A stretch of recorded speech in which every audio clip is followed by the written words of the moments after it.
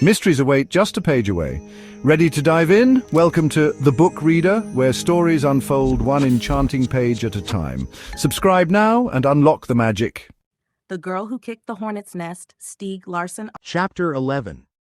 Friday, May 13th to Saturday, May 14th. Blomkvist made sure that he was not being watched when he walked from the Millennium offices early on Friday morning to Salander's old apartment block on Lundagaten. He had to meet Idris Gidi in Gobog. The question was how to travel there without being observed or leaving a trail. He decided against the train, since he didn't want to use a credit card. Normally he would borrow Berger's car, but that was no longer possible. He had thought about asking Cortez or someone else to rent a car for him, but that too would leave a trace. Finally he came up with the obvious solution. He had the keys to Salander's burgundy Honda. It had been parked outside her building since March.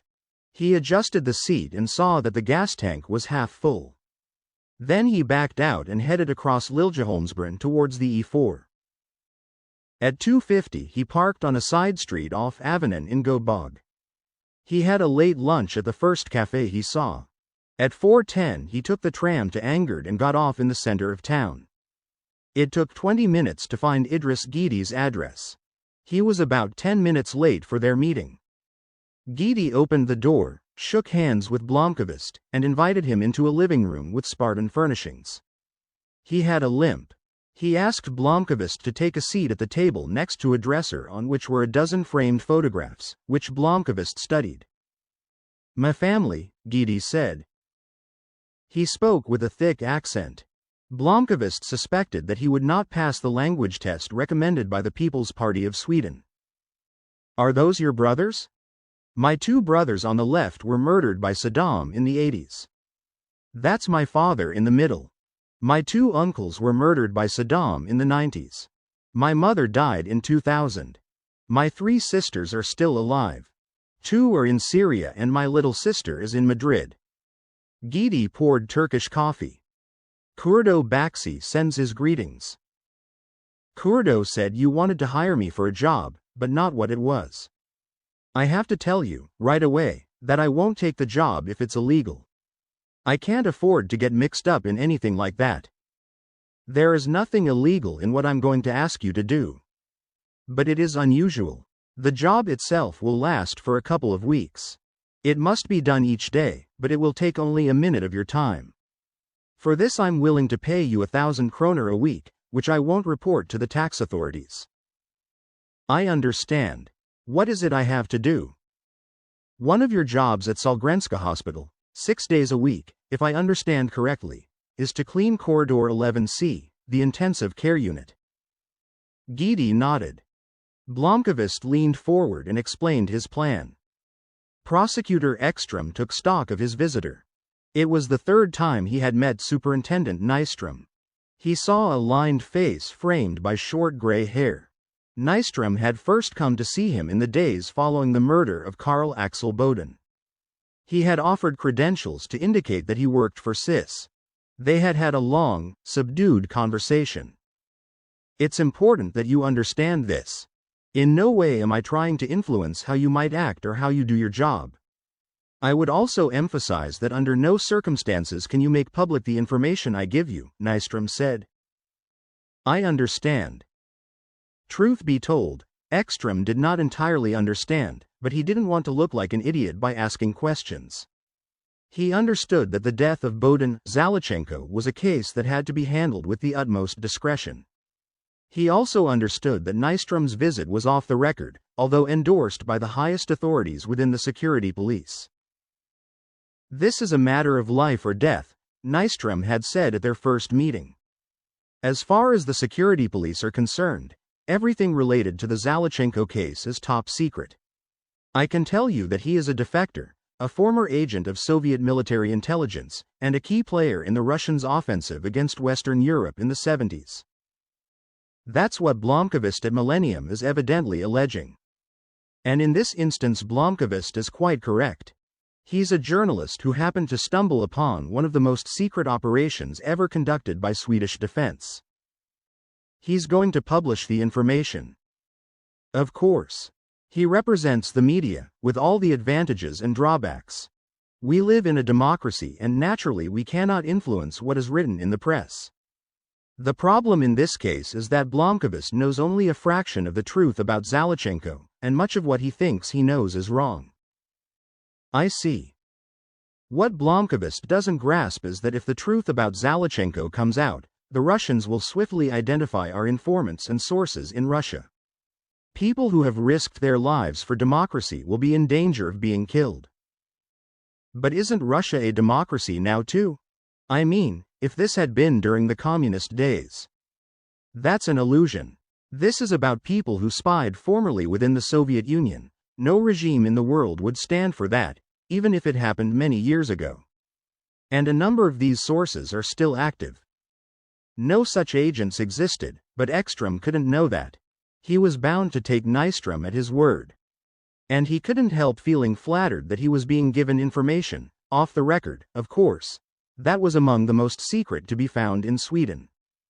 He was slightly surprised that the Swedish security police had been able to penetrate the Russian military to the degree Nystrom was describing, but he perfectly understood that this was information that absolutely could not be disseminated. When I was assigned to make contact with you, we did an extensive investigation of your background, Nystrom said. The seduction always involved discovering someone's weaknesses. Prosecutor Ekstrom's weakness was his belief in his own importance.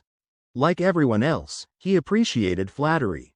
The trick was to make him feel that he had been specially chosen. We have confirmed that you are a man who enjoys enormous respect within the police force, and of course in government circles. Ekstrom looked pleased. That unnamed individuals in government circles had great confidence in him implied that he could count on their gratitude if he played his cards right. Simply stated, my assignment is to provide you with background as necessary, and as discreetly as possible. You must understand how improbably complicated this story has become. For one thing, a preliminary investigation is underway, for which you bear the primary responsibility. No one, not in the government or the security police or anywhere else, can interfere in how you run this investigation. Your job is to ascertain the truth and bring the guilty parties to court. One of the most crucial functions in a democratic state. Ekstrom nodded. It would be a national catastrophe if the whole truth about Zalachenko were to leak out. So what exactly is the purpose of your visit? First, to make you aware of the sensitive nature of the situation. I don't think Sweden has been in such an exposed position since the end of the Second World War. One might say that, to a certain extent, the fate of Sweden rests in your hands. Who is your superior? I'm sorry, but I cannot reveal the name of anyone working on this case. Let me just say that my instructions come from the very highest levels. Good Lord. He's acting on orders from the government. But he can't say without unleashing a political firestorm. Nystrom saw that Ekstrom had swallowed the bait. What I am able to do, however, is provide you with information. I have been given the authority to use my own judgment in giving you material that is among the most highly classified in this country. I see.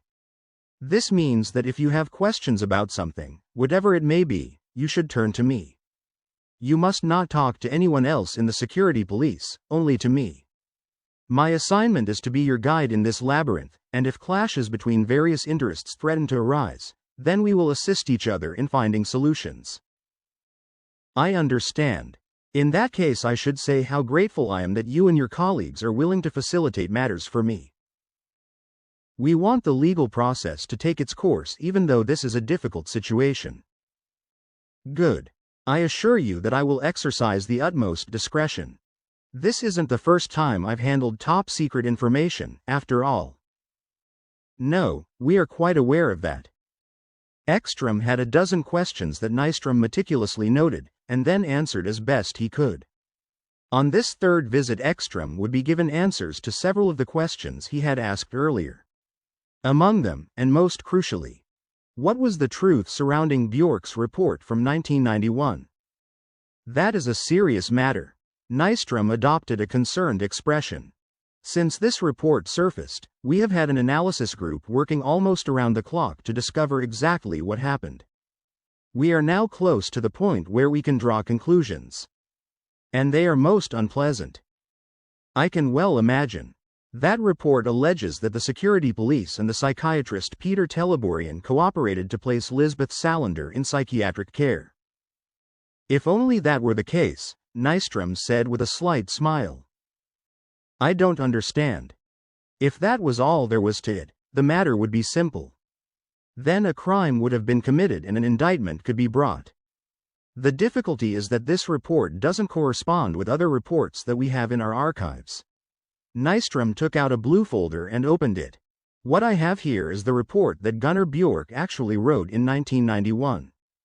Here too are the original documents from the correspondence between him and Teleborian. The two versions do not agree. Please explain. The appalling thing is that Bjork has hanged himself. Presumably because of the threat of revelations about his sexual deviations. Blomkvist's magazine was going to expose him. That drove him to such depths of despair that he took his own life. Well? The original report is an account of Lisbeth Salander's attempt to murder her father, Alexander Zalachenko, with a gasoline bomb. The first 30 pages of the report that Blomkvist discovered agree with the original. These pages, frankly, contain nothing remarkable. It's not until page 33, where Bjork draws conclusions and makes recommendations, that the discrepancy arises. What discrepancy? In the original version, Bjork presents 5 well-argued recommendations. We don't need to hide the fact that they concern playing down the Zalachenko affair in the media and so forth.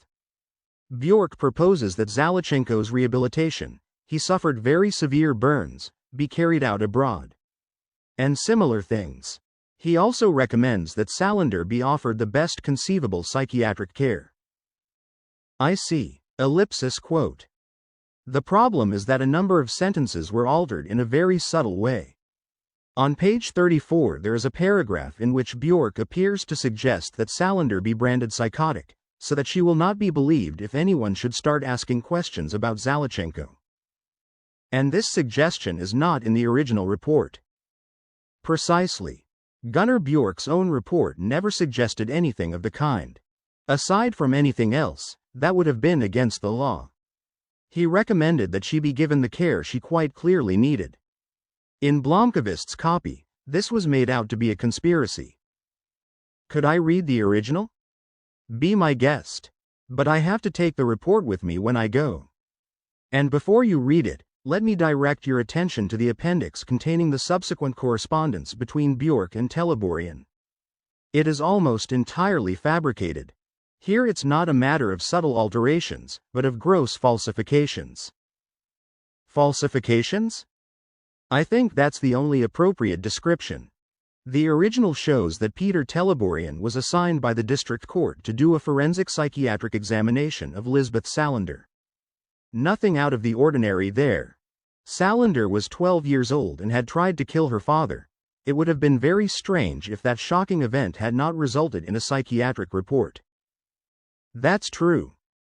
If you had been the prosecutor, I assume that you would have insisted on both social and psychiatric investigations. Of course. Even then, Teleborian was a well-respected child psychiatrist who had also worked in forensic medicine. He was given the assignment, conducted a normal investigation, and came to the conclusion that the girl was mentally ill. I don't have to use their technical terms. No. Teleborian wrote this in a report that he sent to Bjork. The report was then given to the district court, which decided that Salander should be cared for at St. Stefan's. Blomkvist's version is missing the entire investigation conducted by Teleborian. In its place is an exchange between Bjork and Teleborian, which has Bjork instructing Teleborian to falsify a mental examination. And you're saying that it's an invention, a forgery? No question about it. But who would be interested in creating such a thing? Nystrom put down the report and frowned. Now you're getting to the heart of the problem. And the answer is, ? We don't know. That's the question our analytical group is working very hard to answer. Could it be that Blomqvist made some of it up? Nystrom laughed. That was one of our first thoughts too. But we don't think so. We incline to the view that the falsification was done a long time ago, presumably more or less simultaneously with the writing of the original report. And that leads to one or two disagreeable conclusions. Whoever did the falsification was extremely well informed. In addition, whoever did it had access to the very typewriter that Bjork used. You mean? We don't know where Bjork wrote the report. It could have been at his home or at his office or somewhere else altogether.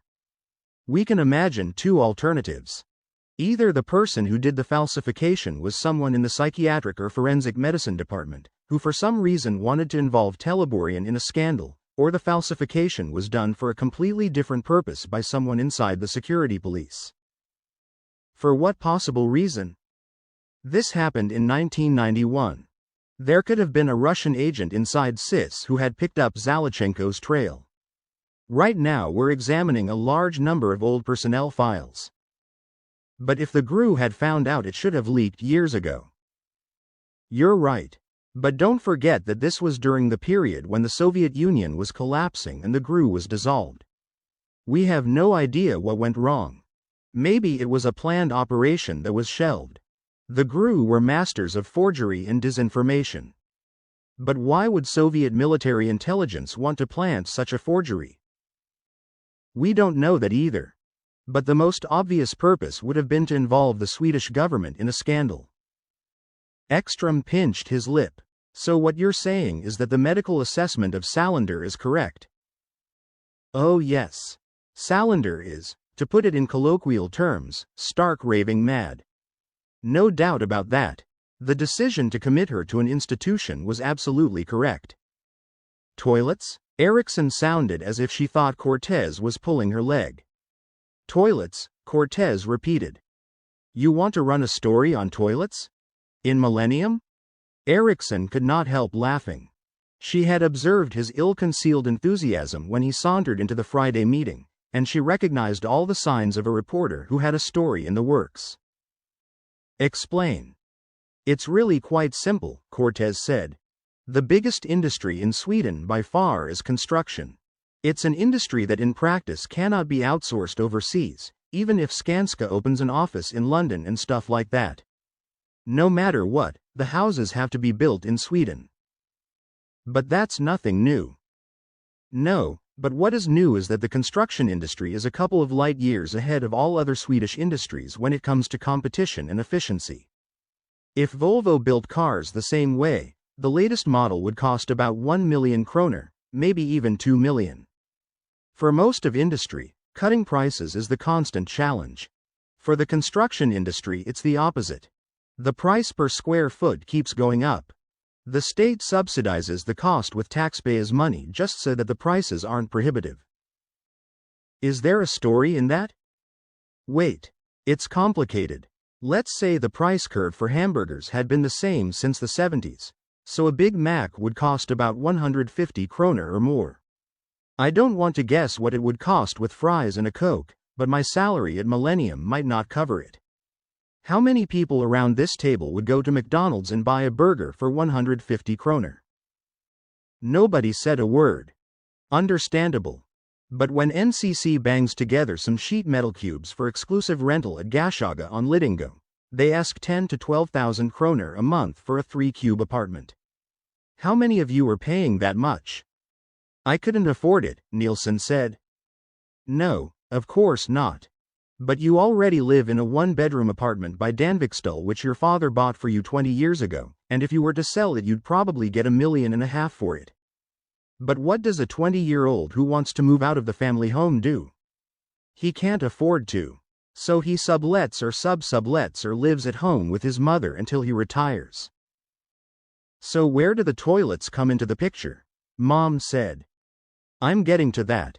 The question is, why are apartments so fucking expensive? Because the people commissioning the buildings don't know how to set the price. To put it simply, a developer calls up Skanska, says they want 100 apartments, and asks what it will cost. Skanska calculates it, comes back and says it'll cost around 500 million kroner. which means that the price per square foot will be X kroner and it would cost 10,000 a month if you wanted to move in. But unlike the McDonald's example, you don't really have a choice, you have to live somewhere. So you have to pay the going rate. Henry, dear, please get to the point. But that is the point. Why should it cost 10,000 a month to live in those crappy dumps in Hammarbyhamnen? Because the construction companies don't give a damn about keeping prices down. The customer's going to have to pay, come what may. One of the big costs is building materials. The trade in building materials goes through wholesalers who set their own prices. Since there isn't any real competition there, a bathtub retails for 5,000 kroner in Sweden. The same bathtub from the same manufacturer retails for the equivalent of 2,000 kroner in Germany. There is no added cost that can satisfactorily explain the price difference. There was impatient muttering around the table.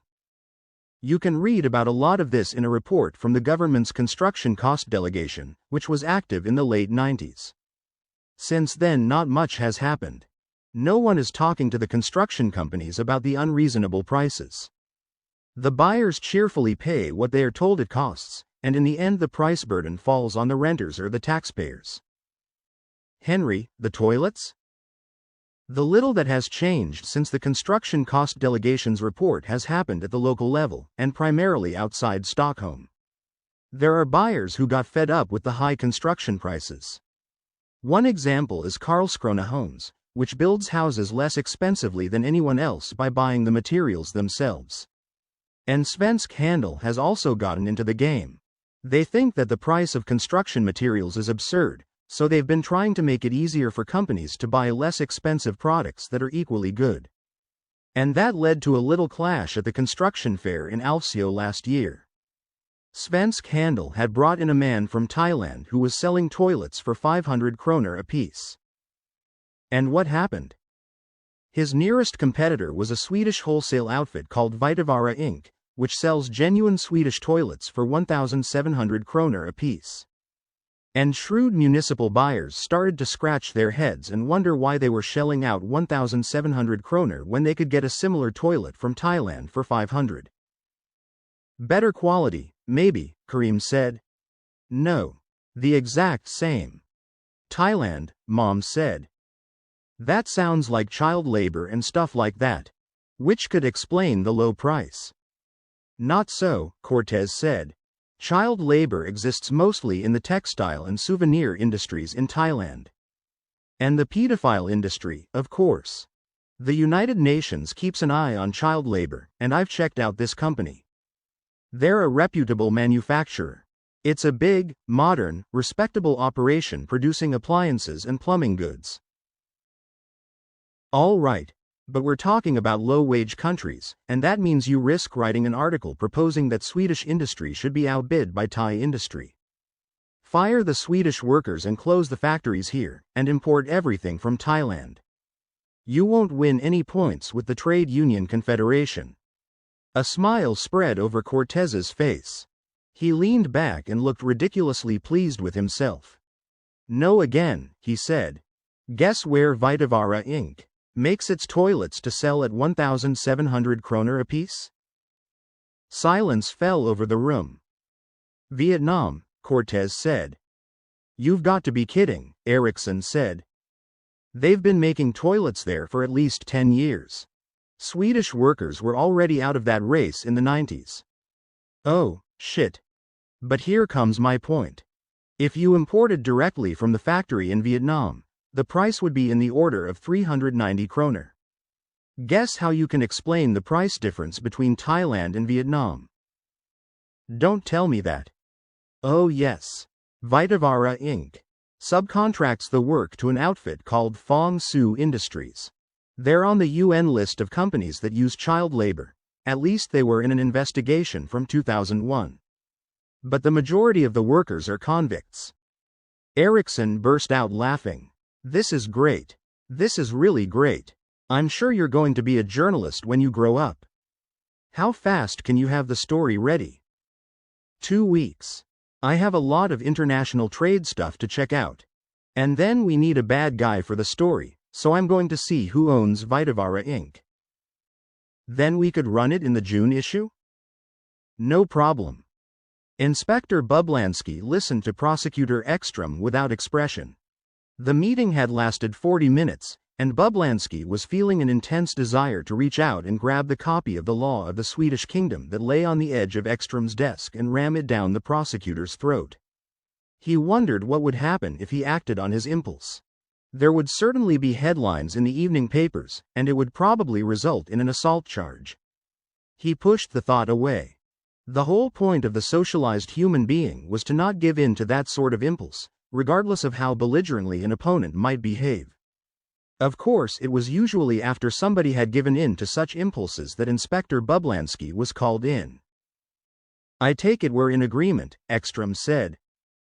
No, we are not in agreement, Bublansky said, getting to his feet. But you're the leader of the preliminary investigation. He muttered to himself as he turned down the hall to his office, summoning Anderson and Modig as he went. They were the only colleagues available to him that afternoon, as Holmberg had regrettably opted to take a 2-week vacation. My office, Bublansky said. Bring some coffee. After they settled in, Bublansky looked at the notes from his meeting with Ekstrom. As the situation stands, our preliminary investigation leader has dropped all charges against Lisbeth Salander relating to the murders for which she was being sought. She is no longer part of the preliminary investigation as far as we're concerned. That can be considered a step forward, at any rate, Modig said. Anderson, as usual, said nothing. I'm not so sure about that, Bublansky said. Salander is still suspected in connection with the events at Stallerholmen and Gosseberga. But we're no longer involved with those investigations. We have to concentrate on finding Niederman and working on the graves in the woods at Nykvarn. On the other hand, it's now clear that Ekstrom is going to bring charges against Salander. The case has been transferred to Stockholm, and an entirely new investigation has been set up for the purpose. Oh, really? Modig said. And who do you think is going to investigate Salander? Bublansky said. I'm fearing the worst. Hans Fast is back on duty, and he's going to assist Ekstrom. That's insane. Fast is grossly unsuited to investigate anything at all to do with Salander. I know that. But Ekstrom has a good argument. Fast has been out on sick leave, and this would be the perfect, simple case for him to focus on. Silence. The long and the short of it is that we're to hand over all our material on Salander to him this afternoon. And this story about Gunnar Bjork and Sappo and the 1991 report. Ellipsis quote. Is going to be handled by Fast and Ekstrom. I don't like this, Modig said. Nor do I. But Ekstrom's the boss, and he has backing from higher up in the bureaucracy. In other words, our job is still to find the killer. Kurt, what's the situation? Anderson shook his head. Niederman seems to have been swallowed up by the earth. I have to admit that in all my years on the force I've never seen anything like it. We haven't had any tip-offs, and we don't have a single informer who knows him or has any idea where he might be. That sounds fishy, Modig said. But he's being sought for the police murder in Gosseberga, for aggravated assault on another officer, for the attempted murder of Salander, and for the aggravated kidnapping and assault of the dental hygienist Anita Kasperson, as well as for the murders of Svensson and Johansson. In every instance there's good forensic evidence. That helps a bit, at least. How's it going with the case of Swawelsio MC's treasurer? Victor Goransson, and his girlfriend, Lena Nygren. We have forensic evidence that ties Niederman to the scene. Fingerprints and DNA from Goransson's body. Niederman must have bloodied his knuckles pretty badly during the beating. Anything new on Swawelsio MC? Niemanen has taken over as club president while Lundin remains in custody, awaiting trial for the kidnapping of Miriam Wu.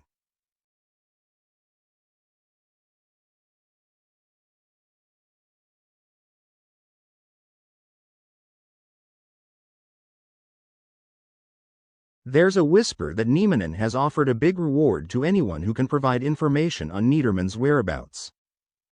If the entire underworld is looking for him, it's even stranger that he hasn't been found. What about Göransson's car?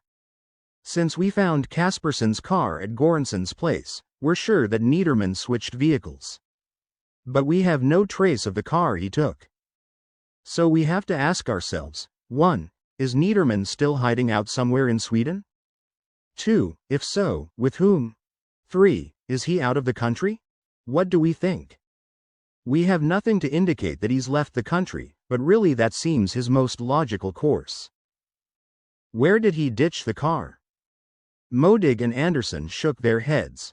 9 times out of 10, police work was uncomplicated when it came to looking for one specific individual. It was about initiating a logical sequence of inquiries. Who were his friends? Who had he been in prison with?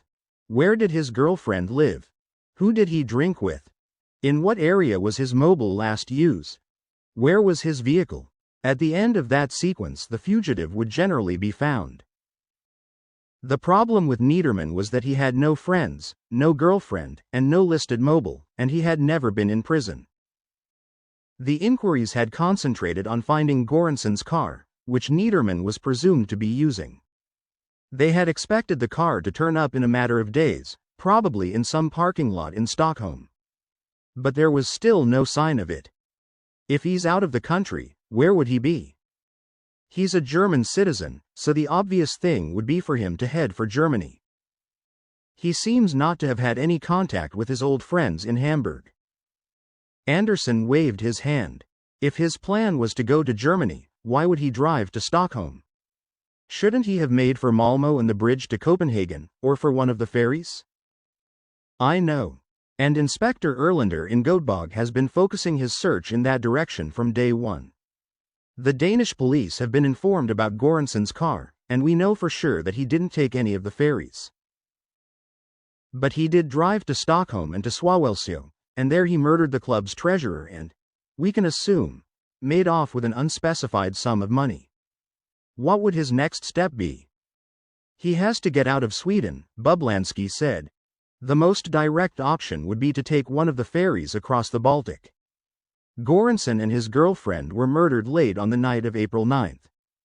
Niederman could have taken the ferry the next morning. We got the alarm roughly 16 hours after they died, and we've had an APB out on the car ever since. If he took the morning ferry, then Göransson's car would be parked at one of the ports, Modig said. Perhaps we haven't found the car because Niederman drove out of the country to the north via Haparanda? It's a big detour around the Gulf of Bothnia, but in 16 hours he could have been in Finland. Sure, but soon after he would have had to abandon the car in Finland, and it should have been found by now. They sat in silence. Finally Bublansky got up and stood at the window. Could he have found a hiding place where he's just lying low, a summer cabin or... I don't think it would be a summer cabin. This time of year every cabin owner is out checking their property. And he wouldn't try anywhere connected to Swawelsjö MC. They're the last people he'd want to run into. The entire underworld can be ruled out as well. Any girlfriend we don't know about? They could speculate, but they had no facts. When Andersson left for the day, Modig went back to Bublansky's office and knocked on the door jamb. He waved her in. Do you have a couple of minutes? She said. What's up? Salander. I don't like this business with Ekström and Fast and a new trial. You've read Björk's report. I've read Björk's report. Salander was unlawfully committed in 1991 and Ekström knows it. What the hell is going on? Bublansky took off his reading glasses and tucked them into his breast pocket. I don't know. No idea at all? Ekström claims that Björk's report and the correspondence with Teleborgen were falsified. Bullshit. If it were fake, then Björk would have said so when we brought him in. Ekström says Björk refused to discuss it, on the grounds that it was top secret. I was given a dressing down because I jumped the gun and brought him in. I'm beginning to have strong reservations about Ekström. He's getting squeezed from all sides. That's no excuse. We don't have a monopoly on the truth, Sonia. Ekstrom says he's received evidence that the report is a fake, that there is no real report with that protocol number. He also says that the forgery is a good one and that the content is a clever blend of truth and fantasy. Which part is truth and which part is fantasy? That's what I need to know, Modig said. The frame story is pretty much correct. Zalachenko is Salander's father, and he was a bastard who beat her mother. The problem is the usual one. The mother never wanted to make a complaint, so it went on for several years. Bjork was given the job of finding out what happened when Salander tried to kill her father. He corresponded with Teleborian, but the correspondence we've seen is apparently a forgery. Teleborian did a routine psychiatric examination of Salander and concluded that she was mentally unbalanced. A prosecutor decided not to take the case any further. She needed care, and she got it at St. Stefan's. If it is a forgery, who did it and why? Bublansky shrugged. As I understand it, Ekstrom is going to commission one more thorough evaluation of Salander. I can't accept that. It's not our case anymore. And Fast has replaced us. Jan, I'm going to the media if these bastards piss all over Salander one more time. No, Sonia. You won't. First of all, we no longer have access to the report, so you have no way of backing up your claims. You're going to look paranoid, and then your career will be over.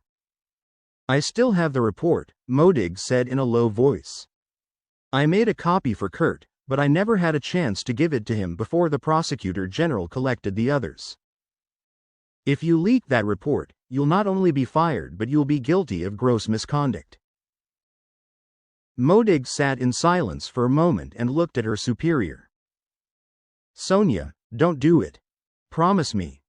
No, Jan. I can't promise that. There's something very sick about this whole story. You're right, it is sick. But since we don't know who the enemy is at the moment, you're not going to do anything. Modig tilted her head to one side. Are you going to do anything? I'm not going to discuss that with you. Trust me. It's Friday night. Take a break. Go home. This discussion never took place. Nicholas Adamson, the Securitas guard, was studying for a test in 3 weeks' time. It was 1:30 on Saturday afternoon when he heard the sound of rotating brushes from the low-humming floor polisher and saw that it was the dark-skinned immigrant who walked with a limp. The man would always nod politely but never laughed if Adamson said anything humorous. Adamson watched as he took a bottle of cleaning fluid and sprayed the reception countertop twice before wiping it with a rag. Then he took his mop and swabbed the corners in the reception area where the brushes of the floor polisher couldn't reach. The guard put his nose back into his book about the national economy and kept reading. It took 10 minutes for the cleaner to work his way over to Adamson's spot at the end of the corridor. They nodded to each other. Adamson stood to let the man clean the floor around his chair outside Salander's room, as he did almost every day since he had been posted outside the room. Adamson couldn't remember the cleaner's name, something foreign, but he didn't feel the need to check his ID. For one thing, the man was not allowed to clean inside the prisoner's room. That was done by 2 cleaning women in the morning, and besides, he didn't seem to be any sort of threat. When the cleaner had finished in the corridor, he opened the door to the room next to Salander's. Adamson glanced his way, but this was no deviation from the daily routine. This was where the cleaning supplies were kept. In the course of the next 5 minutes the man emptied his bucket, cleaned the brushes, and replenished the cart with plastic bags for the wastepaper baskets. Finally he maneuvered the cart into the cubbyhole. Guidi was aware of the guard in the corridor. It was a young blonde man who was usually there 2 or 3 days a week, reading books. Part-time guard, part-time student. He was about as aware of his surroundings as a brick. Guidi wondered what Adamson would do if someone actually tried to get into the Salander woman's room. He also wondered what Blomkvist was really after. He had read about the eccentric journalist in the newspapers, and had made the connection to the woman in 11C, expecting that he would be asked to smuggle something in for her. But he didn't have access to her room and had never even seen her. Whatever he had expected, it wasn't this. He couldn't see anything illegal about his task. He looked through the crack in the doorway at Adamson, who was once more reading his book. He checked that nobody else was in the corridor. He reached into the pocket of his smock and took out a Sony Ericsson Z600 mobile. Gidi had seen in an advertisement that it cost around 3,500 kroner and had all the latest features. He took a screwdriver from his pocket, stood on tiptoe, and unscrewed the 3 screws in the round white cover of a vent in the wall of Salander's room. He pushed the phone as far into the vent as he could, just as Blomkvist had asked him to. Then he screwed the cover back on. It took him 45 seconds. The next day it would take less. He was supposed to get down the mobile, change the batteries, and put it back in the vent. He would then take the used batteries home and recharge them overnight. That was all Gidi had to do. But this wasn't going to be any help to Salander. On her side of the wall there was presumably a similar screwed-on cover. She would never be able to get at the phone, unless she had a screwdriver and a ladder. "I know that," Blomkvist had said. "But she doesn't have to reach the phone." Gidi was to do this every day until Blomkvist told him it was no longer necessary. And for this job Gidi would be paid 1,000 kroner a week, straight into his pocket. And he could keep the phone when the job was over. He knew, of course, that Blomkvist was up to some sort of funny business, but he couldn't work out what it was. Putting a mobile into an air vent inside a locked cleaning supplies room, turned on but not uplinked, was so crazy that Gidi couldn't imagine what use it could be. If Blomkvist wanted a way of communicating with the patient, he would be better off bribing one of the nurses to smuggle the phone into her. On the other hand, he had no objection to doing Blomkvist this favor. He was better off not asking any questions. Jonasson slowed his pace when he saw a man with a briefcase leaning on the wrought iron gates outside his apartment building on Hagagaden. He looked somehow familiar. "Dr. Jonasson?" he said. "Yes? Apologies for bothering you on the street outside your home. It's just that I didn't want to track you down at work, and I do need to talk to you." "What's this about, and who are you?" "My name is Blomkvist, Michael Blomkvist. I'm a journalist, and I work at Millennium magazine. It's about Lisbeth Salander." "Oh, now I recognize you. You were the one who called the paramedics. Was it you who put duct tape on her wounds?" "Yes. That was a smart thing to do. But I don't discuss my patients with journalists. You'll have to speak to the PR department at Sahlgrenska, like everyone else." "You misunderstand me. I don't want information, and I'm here in a completely private capacity. You don't have to say a word or give me any information. Quite the opposite. I want to give you some." Jonasson frowned. "Please hear me out," Blomkvist said. "I don't go around accosting surgeons on the street, but what I have to tell you is very important. Can I buy you a cup of coffee? Tell me what it's about." "It's about Lisbeth Salander's future and well-being. I'm a friend." Jonasson thought that if it had been anyone other than Blomkvist he would have refused. But Blomkvist was a man in the public eye, and Jonasson couldn't imagine that this would be some sort of monkey business. "I won't under any circumstances be interviewed, and I won't discuss my patient." "Perfectly understood," Blomkvist said. Jonasson accompanied Blomkvist to a nearby cafe. "So what's this all about?" he said when they had gotten their coffee. "First of all, I'm not going to quote you, or even mention you in anything I write. And as far as I'm concerned this conversation never took place. That said, I am here to ask you a favor. But I have to explain why, so that you can decide whether you can or you can't do it. I don't like the sound of this. All I ask is that you hear me out. It's your job to take care of Lisbeth's physical and mental health. As her friend, it's my job to do the same. I can't poke around in her skull and extract bullets, but I have another skill that is as crucial to her welfare. Which is? I'm an investigative journalist, and I've found out the truth about what happened to her. Okay. I can tell you in general terms what it's about and you can come to your own conclusions. All right.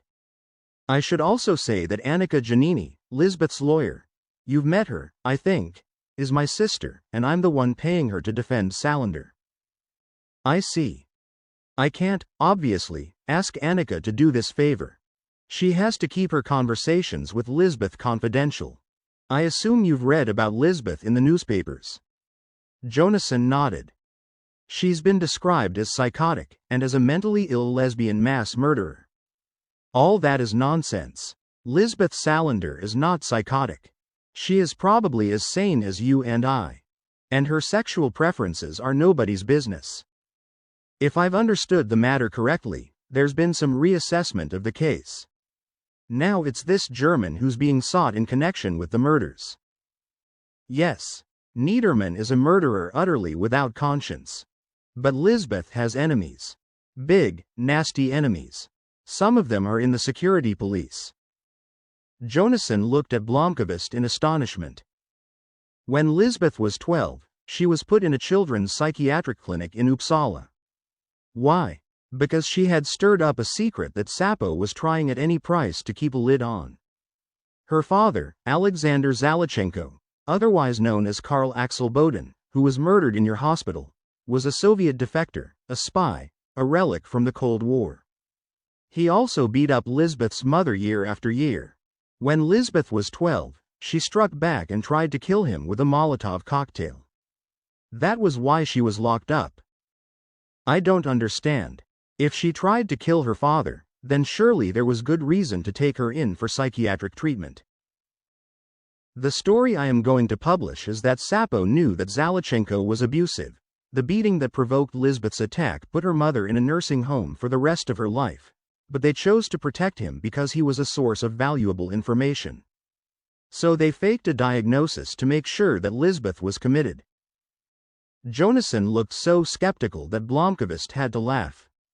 I can document every detail. And I'm going to write a full account in time for Lisbeth's trial.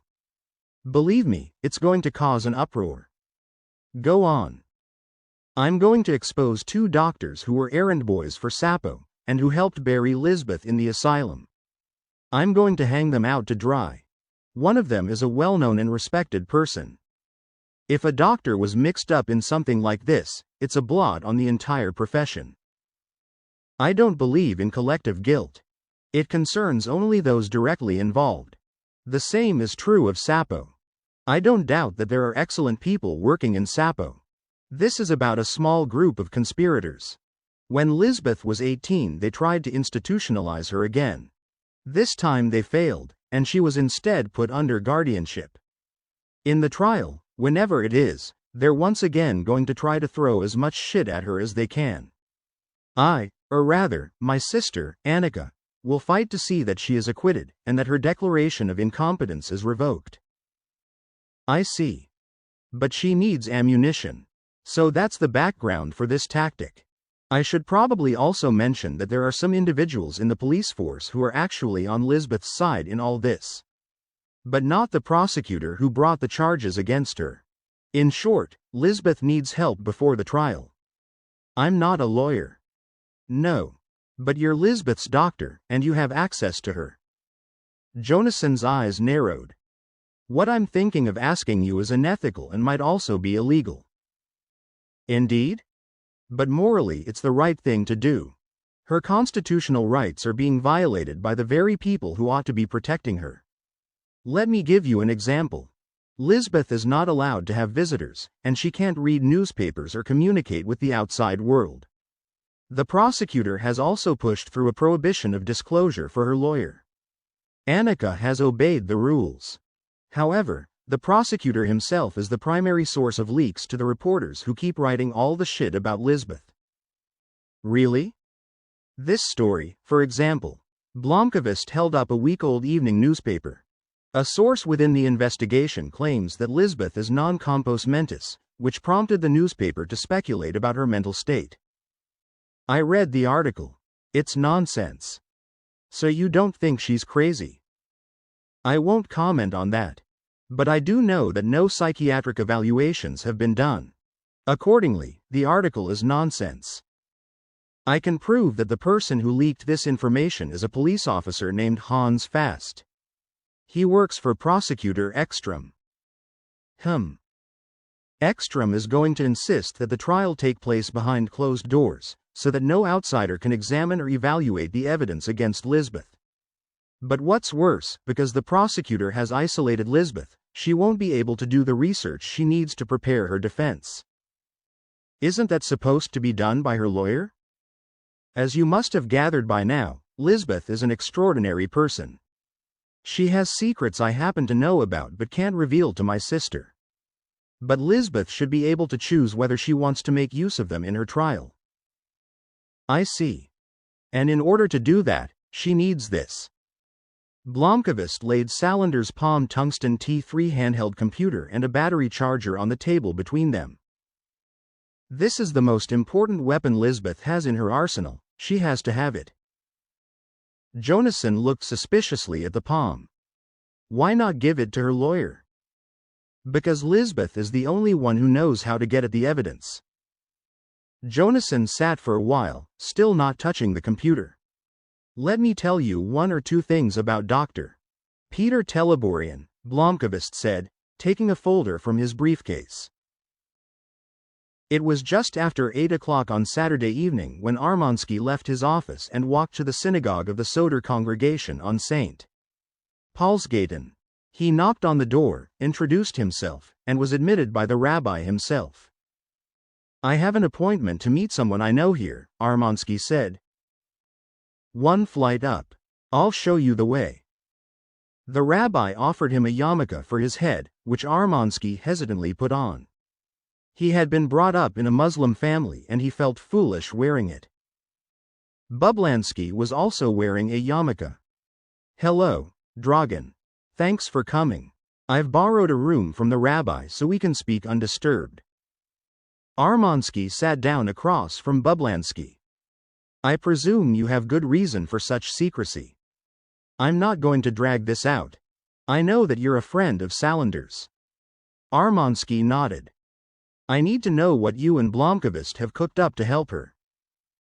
Why would we be cooking something up? Because Prosecutor Ekstrom has asked me a dozen times how much you at Milton Security actually knew about the Salander investigation. It's not a casual question. He's concerned that you're going to spring something that could result in repercussions in the media. I see. And if Ekstrom is worried, it's because he knows or suspects that you've got something brewing. Or at least he's talked to someone who has suspicions. Someone? Dragan, let's not play games. You know Salander was the victim of an injustice in the early 90s, and I'm afraid she's going to get the same medicine when the trial begins. You're a police officer in a democracy. If you have information to that effect, you should take action. Bublansky nodded. I'm thinking of doing just that. The question is, how? Tell me what you want to know. I want to know what you and Blomkvist are up to. I assume you're not just sitting there twiddling your thumbs. It's complicated. How do I know I can trust you? There's a report from 1991 that Blomkvist discovered. I know about it. I no longer have access to the report. Nor do I. The copies that Blomkvist and his sister, now Salander's lawyer, had in their possession have both disappeared. Disappeared? Blomkvist's copy was taken during a break-in at his apartment, and Giannini's was stolen when she was mugged in Gobog. All this happened on the day Zalachenko was murdered. Bublansky said nothing for a long while. Why haven't we heard anything about this? Blomkvist put it like this. There's only one right time to publish a story, and an endless number of wrong times. But you too, he'll publish it? Armansky gave a curt nod. A nasty attack in Gothenburg and a break-in here in Stockholm. On the same day, Bublansky said. That means our adversary is well organized. I should probably also mention that we know Giannini's phone is tapped. Someone is committing a whole bunch of crimes. The question is, who? That's what I'm wondering. Most likely it's Sapo. They would have an interest in suppressing Bjork's report. But Dragan, we're talking about the Swedish security police, a government agency. I can't believe this would be sanctioned by Säpo. I don't even believe Säpo has the expertise to do anything like this. I'm having trouble digesting it myself. Not to mention that someone saunters into Sahlgrenska and blows Zalachenko's head off. And at the same time, Gunnar Björk, author of the report, hangs himself. So you think there's a single hand behind all this? I know Inspector Erlander, who did the investigation in Göteborg. He said there was nothing to indicate that the murder was other than the impulsive act of a sick man. And we did a thorough investigation of Björk's place. Everything points towards a suicide. Gullberg, 78 years old, suffering from cancer, recently treated for depression. Our operations chief, Johan Frackland, has been looking into his background. And he did his military service in Karlskrona in the 40s, studied law, and eventually became a tax advisor. Had an office here in Stockholm for 30 years. Low profile, private clients, whoever they might have been. Retired in 1991. Moved back to his hometown of Laholm in 1994. Unremarkable, except what? Except for one or two surprising details. Frackland cannot find a single reference to Gullberg anywhere. He's never referred to in any newspaper or trade journal, and there's no one who can tell us who his clients were. It's as if he never actually existed in the professional world.